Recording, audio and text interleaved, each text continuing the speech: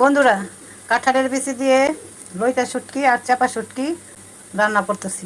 চাপা শুটকি নিয়েছি দুটো, আর এই লইটা শুটকি নিয়েছি ধুয়ে, কাঁচামরিচ নিয়েছি, কাঁঠালের বিচিগুলো এভাবে লম্বা লম্বা করে কেটে নিয়েছি, এই রসুন বাটা এগুলো দিয়ে এখন আমি পেঁয়াজগুলো চুলাই দিছি।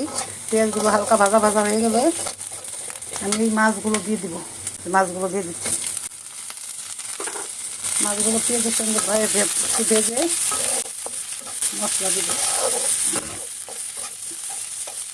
এই পেঁপা দিচ্ছি কেন, এটা একটু ভালো গ্রান হয় সেজন্য।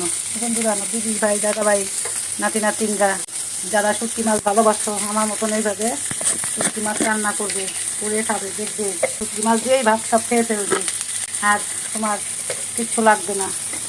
এত মজা হয় এই শুটকি মাছটা। এখন শুটকি মাছের মধ্যে পরিমাণ মতো লবণ দিয়ে দিচ্ছি, হলুদ দিয়ে দিচ্ছি। লবণ হলুদটা মাছগুলো ভালো করে ভেজে ভাজা হলে রসুন বাটা, মরিচের গুঁড়া সব কিছু দিয়ে দেবো। এই যে বন্ধুরা, মাছ ভাজা হয়ে গেছে, এখন রসুন বাটা দিয়ে দিলাম। রসুন বাটা দিয়ে দিলাম।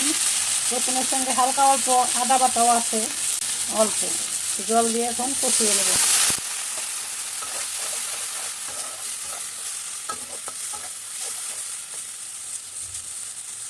মরিচের গুঁড়া দিয়ে দিচ্ছি, 2 চামচ মরিচের গুঁড়া দিলাম। শুটকি মাছ তো একটু ঝাল হবে, কাঁচা মরিচও দিচ্ছি, আবার 2 চামচ শুকনো মরিচের গুঁড়া দিয়ে দিলাম।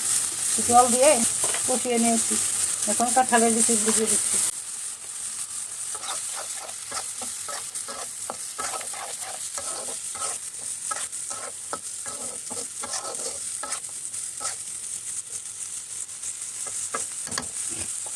এখন একটু ঢেকে দিয়ে ভালো করে কষিয়ে নেব। এই যে বন্ধুরা, এই দেখো আমার শুটকি মাছ দিয়ে, চাপা শুটকি আর লটকা শুটকি দিয়ে কাঁঠালের বিচি চচ্চড়ি হয়ে গেছে। এই যেরকম একটু মাখো মাখো রাখছি। আমি মাঝখানে একটু নেড়ে দিয়েছিলাম আর অল্প একটু জল দিয়ে ঢেকে দিয়েছিলাম, তোমাকে দেখাইতে পারি নাই। এই দেখো হয়ে গেছে। বন্ধুরা, আমার রান্না তোমাদের যদি ভালো লাগে তাহলে তোমরা আমাকে একটা সাবস্ক্রাইব করে দিবে, ফেসবুকে দেখলে একটা লাইক করে দিবে। তোমার দিমাকে ভালোবেসে দিমা চ্যানেলটাকে এগিয়ে নিয়ে যাবে।